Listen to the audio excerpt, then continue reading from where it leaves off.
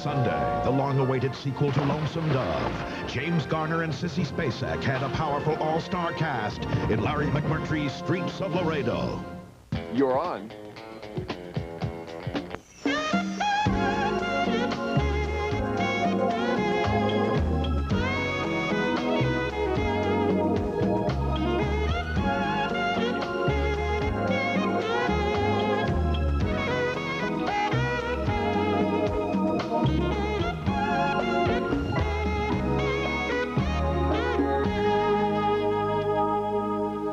Good evening, my friends. I'm Tom, and this is the simulcast on the air now on CBS television and radio. It's Monday night, the 6th of November, 1995. Bill Cosby returns tonight, along with Doris Kearns Goodwin. That's our show for tonight. Glad you dialed us up. I read in the paper today in USA Today, and if it's in USA Today, it must be so, that they conducted a survey, the Condé Nast traveling people that do the magazine. Guess what the 3 most popular cities for food are in the world? Most people have picked, like Paris, for example. The top city in the world, according to Condé Nast, is San Francisco. Third place is New York. Second, and this is a wild one, New Orleans, Louisiana. And figure it out, the Creole cooking, you know, all the good restaurants there. So San Francisco, New Orleans, and New York are the top 3 restaurant cities in the world. Guess what is the unfriendliest city in the world by people who travel it? Los Angeles, California. Nice to know that we live in the they've never been to New York, have they? Anyway, last night I took Mom to the club for dinner. She loves going to the club. She loves meeting my golfing buddies. And usually I take the daughter or the companion with me for obvious reasons. You know, companionship for Mom. Another female at the table just in case. So about halfway through, you know, it hit. Mom had the call. She said, I have to visit the ladies' room. Now, I know I can't take Mom into the ladies' room because if I'm in there and a lady comes in, I'm arrested. So I got a buddy of mine, Richie, at the club. I says, Richie, I said, stand guard at the men's room door. I'm taking Mom in for a run, okay? You know, it's okay, right? So I made sure the room is clear, right? Richie's installed outside. Richie's a big guy like me, 6'4". Take Mom in there, get her secure, exit, you know, respect for Mom.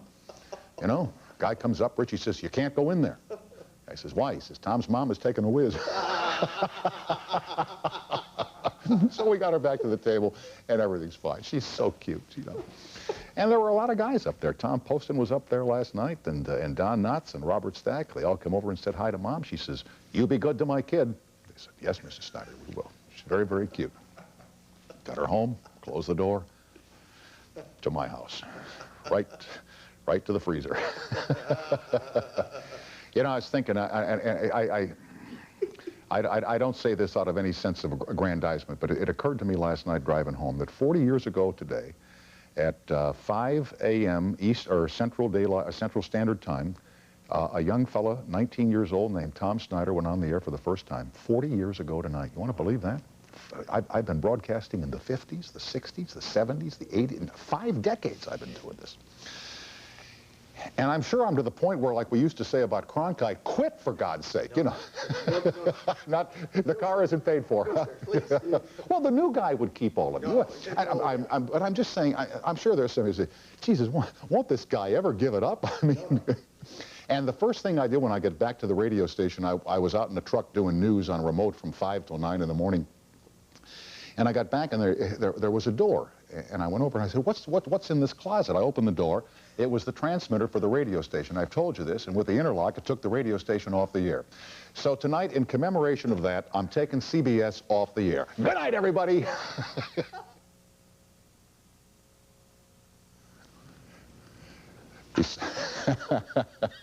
You know, there's a temptation there, isn't there? Yes. Yeah, go home. Anyway, Bill Cosby is first up tonight, and then shortly the author and historian Doris Kearns Goodwin. Fire up a colortini, settle back, and watch the pictures as they fly through the air. Thanks for watching, everybody.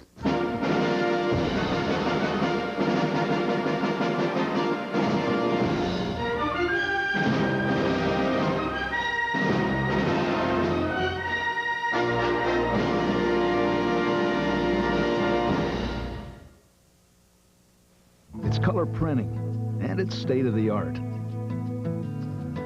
It's flyers, it's proposals, it's Crayola and Hallmark Connection software, and putting your very own logo on a t-shirt. So it's not business as usual. It's what you can do with a new Canon color bubble jet printer.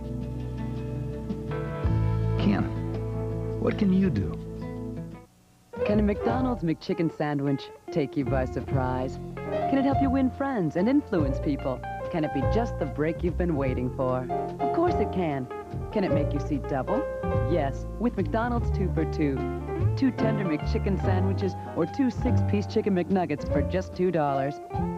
So, can it turn a pair of average couch potatoes into every woman's fantasy?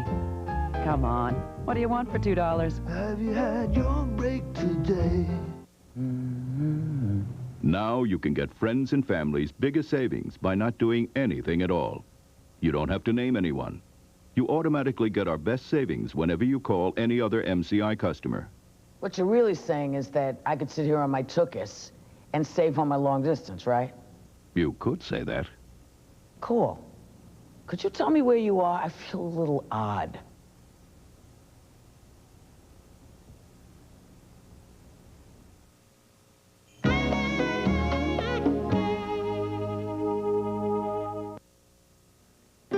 This Saturday is California Cup Day. You'll come to Santa Anita for the beauty. You'll come for California's championship day of racing. You'll come for the entertainment. Oh, all right, so you'll come for the t-shirt. Where'd I go?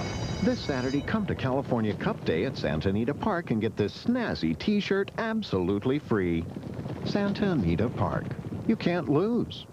Rolling with a Ram Tough Magnum motor, get a new Dodge Ram or a new Dakota. California's truck stop. A new Dodge. California's truck stop.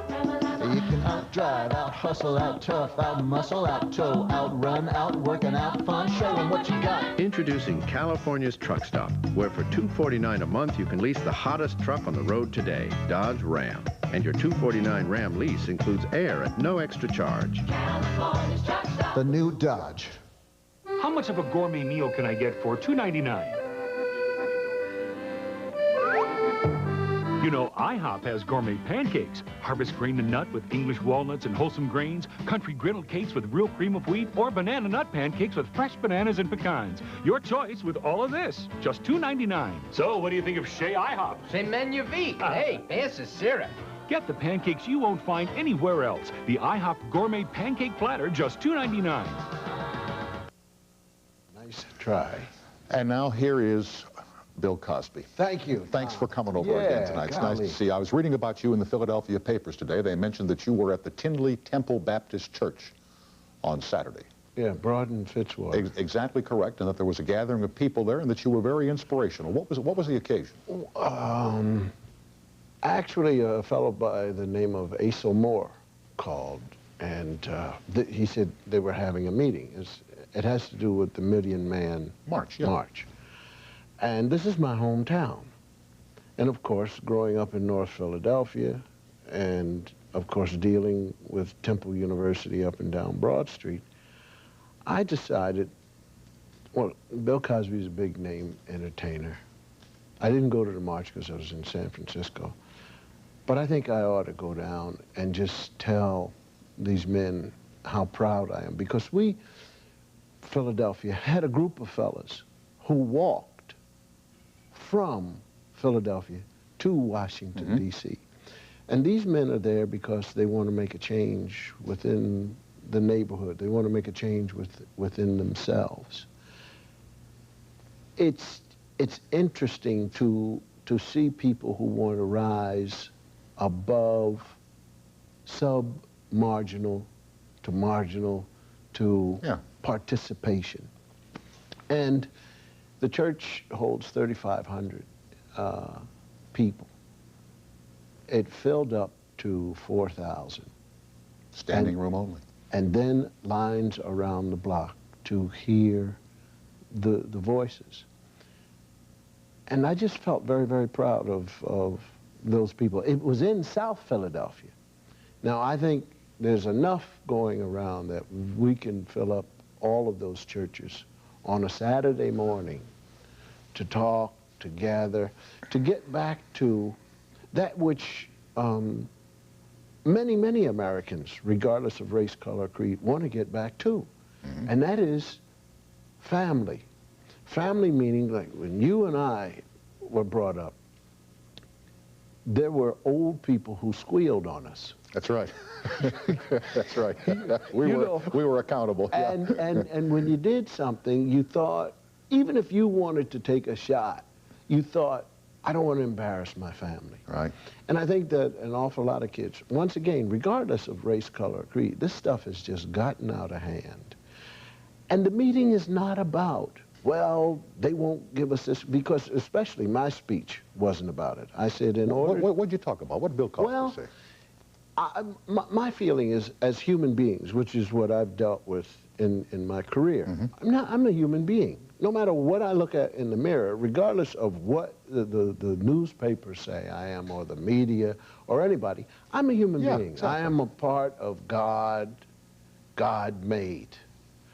And if I am a human being, then I want to address myself as one.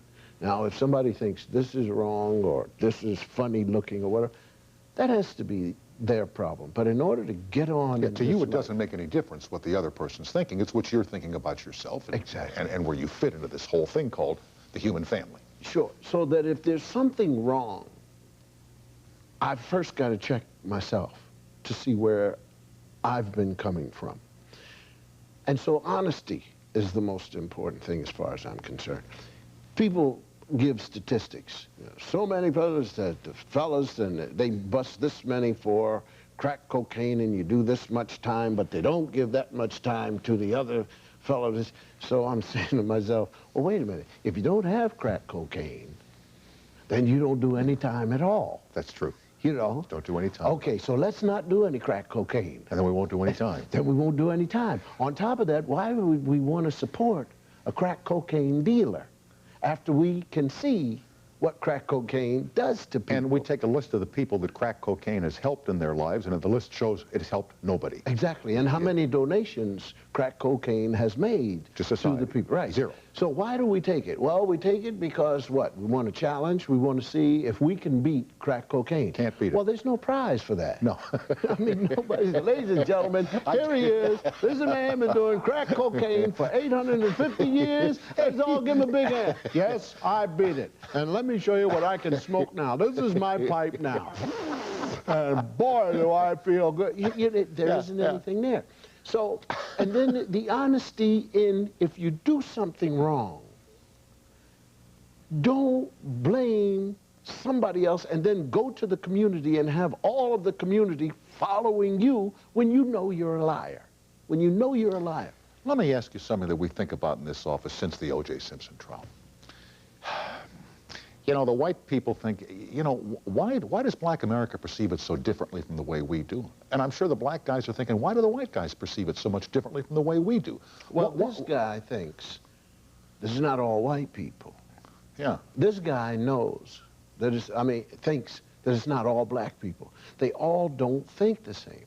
You get a poll, and we look at the high number, but you don't look at the second place number. Empty tin can makes the most noise. For instance, I watch a man on television talking about how sad he was that it was a Jewish student who killed Yitzhak Rabin. Yes. Now, wait a minute. Let's stop. Mr. Rabin is dead. Why are we talking about, I'm saddened that it was? You know, it's like there's a body there. These are human beings. There are wars. It's got to stop.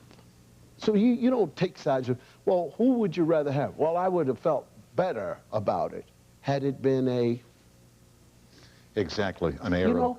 You know, we're getting to the point where... Look at the shock when we found out that it was possibly an American who blew up the building in Oklahoma City. You know, the first blame was placed possibly on Middle Eastern terrorists. Yes. When it turns out they had probably nothing to do with it. So where did we lose all of this? While this is the United States of America, in the 40s, it was called the melting pot. But obviously, there are some things that you don't want to throw in the pot. Some things are not in the pot. They're left out of the pot. But what I'm getting at here about perception is there is a perception amongst the African Americans that black people all receive unfair treatment from the police department. But that's not true, Tom. But I know it's not true, and you know it's not true. No, that's not true that they perceive this. What I'm saying is people have to get out more often. I mean, if you really want to know what, or talk about what black people are doing, then you have to really go there. I remember a fellow saying, I was watching TV, I think it was Novak. Honest, I was watching TV and I saw all of the black students of the law school jumping up and down when they announced the verdict. Well, what is that all about? Well, go down and ask them. Talk to the students. And you've got to talk to people. You just, look, there are people who, as far as Mr. Simpson is concerned, would have gladly said guilty because they don't like the amount of money he makes. They don't like the fact that he's a big star and been on television. They don't like his social life. They feel that he has whatever. There are people, women, who don't like Mr. Simpson because, but nobody, you've got to talk and see. So when that jury came out, and all of a sudden the media jumped right out and said, this is the number of black, this is the first time I've heard all these numbers come out. The numbers were coming left and right. They were counting African-American people, counting them. Then there was something about, well, he's very handsome, and he's also an actor. Now, this is the first time I've heard anybody say O.J. was a great actor. Then if he got on the stand, that these people would clearly feel, okay, let's go. I know, and I think you know, that there are people who are not professional actors who committed crimes and can tell you straight to your face, man, they didn't do it. That's correct. And they're good at it. They're pros, man. So it doesn't mean, you know, a guy acting, you can trip a guy up like that. I know, I've seen lawyers who were great actors, and they were professional actors. No, but they were professional lawyers. I'm saying that those people, the O.J. Simpson jury, when you think about it, first of all, if you've ever done jury time, you know that if you're an alternate, you don't pay attention. So they say, alternate number 5, yes, yo, so you're on. Now, for this, you're sequestered, and you can't talk to the other jurors.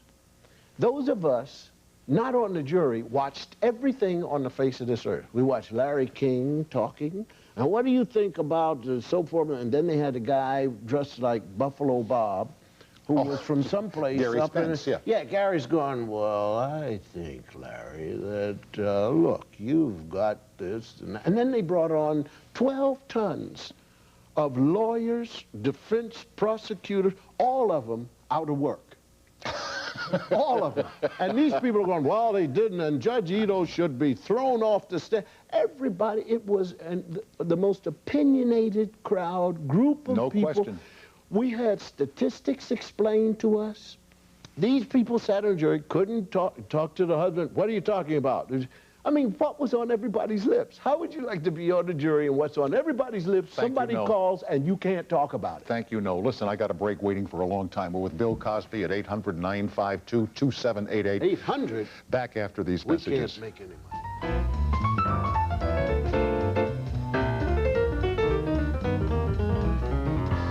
With Bill Cosby, and here is Paul. Bill Cosby. I just lost it for a second there. It's okay. Here's Paul in Halifax, Nova Scotia. Hello. Hi. Hi. It's nice to see you back on the tube. Thank you very kindly, Paul. I appreciate that. Nice to see you, but what... Well, they think I've been gone, but I haven't. I was on cable, but some people didn't get cable. Oh, well, then he doesn't have Fox out there. Yes, we do. Oh. Don't argue with Cos. Anyways, Mr. Cosby, I was just wondering if you had any plans of coming back to the TV land. Yes, sir. You do? What kind of situation? Well, you just named it. Tom and Marcy, my old partners, and Karen Mandebach, We just had a wonderful meeting this morning and talked about what we'd like to do, which I am not going to tell anybody until we write it. But it's going to be funny. Good. And I'm going to be 59 years old. Great. I hope it's based on that. But anyways... What, based on being 59 or based on being funny? Both, actually. Okay. A funny 59. Okay. Great. All right. Thanks for... Actually, I was just wondering also... no, I guess it doesn't really matter. I guess it doesn't, Paul. No. Thanks for calling and have a nice evening. Same to you. All right, bye-bye now. Keep an eye out for those U-boats. When you were a college student at Temple, what did you study there? What kind of courses did you take? HPER, Health, Physical Education, and Recreation, and a psychology minor, very minor. Right. As a matter of fact, I got an A in abnormal psychology. And what were the things in college that they would teach you that maybe you had trouble understanding? What were your most difficult subjects? Well, I had a wonderful professor, Zellweger, who would make statements. Why are we holding these cups in our hands? Because it's different, Tom. We sit here and I watch you do with these people all the time. Anyway, so Professor Zellweger would always ask questions, and he would say, see, yours sounds funny because you're drinking Snapple with ice in it, and it's difficult to hear a cup going ting, ting, ting, ting. See, if you would have coffee with caffeine in it, you would be nervous now. Anyway, Professor Zellweger would ask wonderful questions, and we would debate for 3 hours and carry on over to, like you had Tuesday, would go even over into Thursday. My father was a steel working man, you know, and he came home smelling like oil and curled up steel.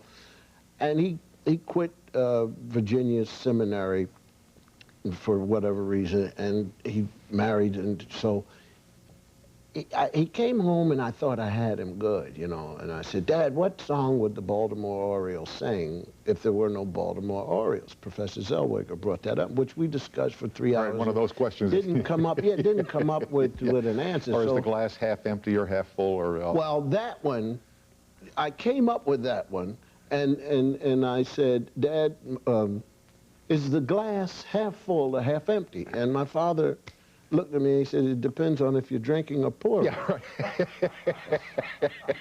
So, but my grandfather, Your father was a very smart man. Well, I'm not too sure, man, but you know, whether he just looked at me and figured he was smarter than I am. You know, sometimes you're relaxed with a person, you know, you can whip every time. Not physically, but mentally. I got you, yeah. So I said, my father, what song would the Baltimore Orioles sing if there were no Baltimore Orioles? And he looked at me and he said, he sang his own song, wouldn't he? Which happened to be the correct answer. But we had been discussing this for 3 hours, and I just looked at this man. I said, wow, you know.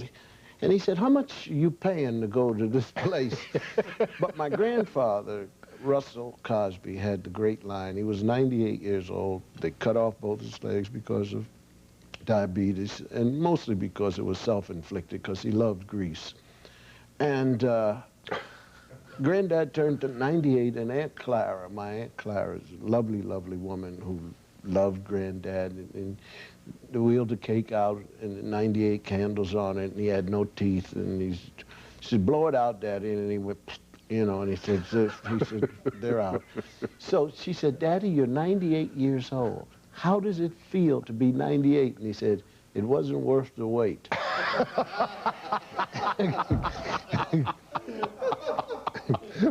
We will continue with Bill and you on the phones as time permits after these messages. Get out of my camera, Cosby.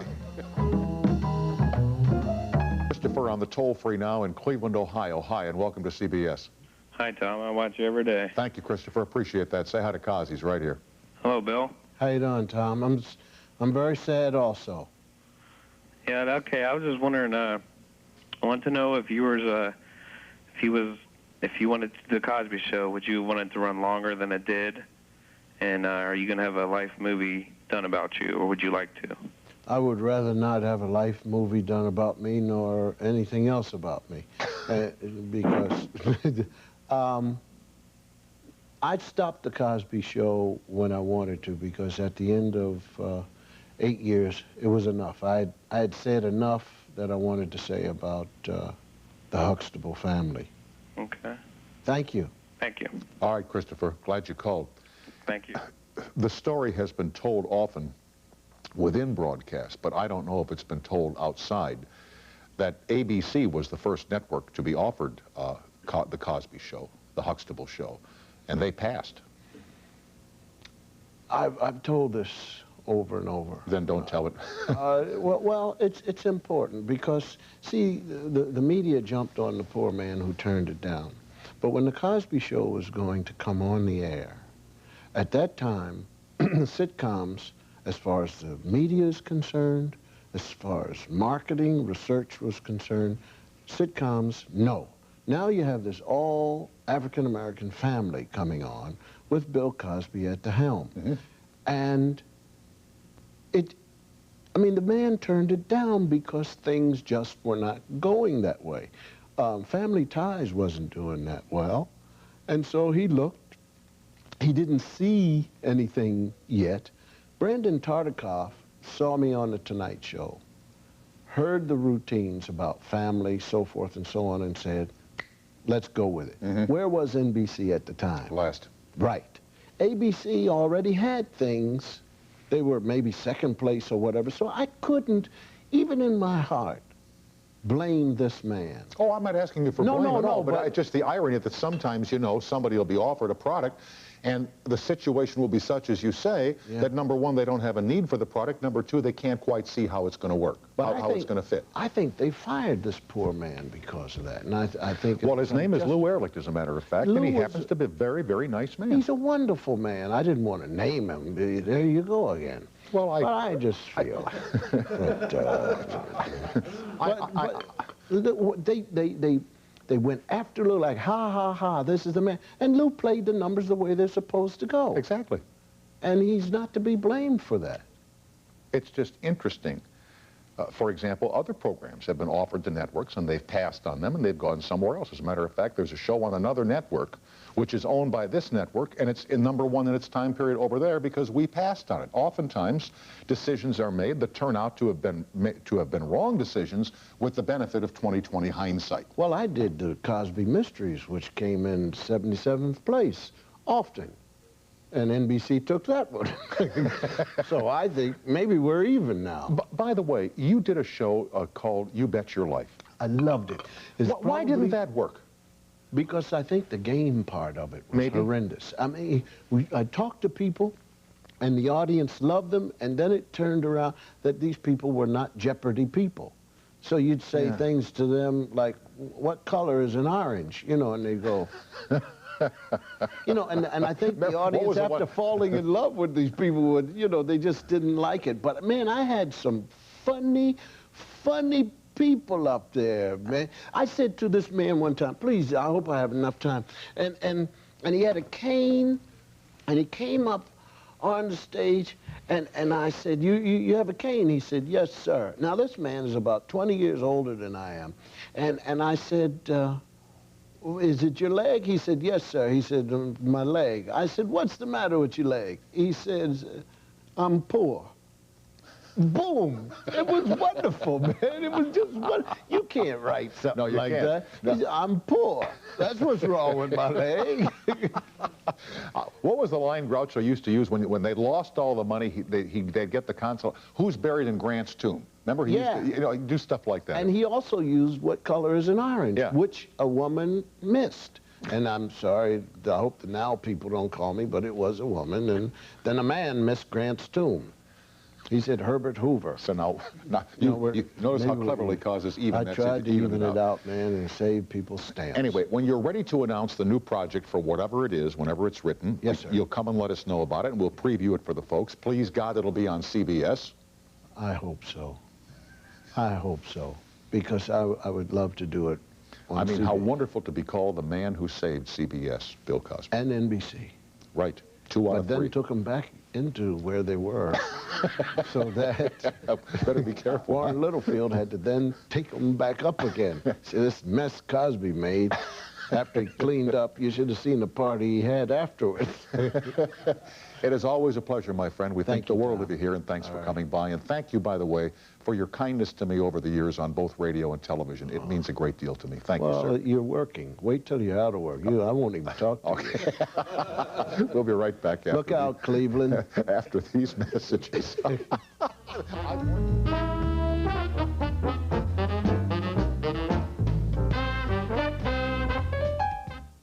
Exposed on hard copy.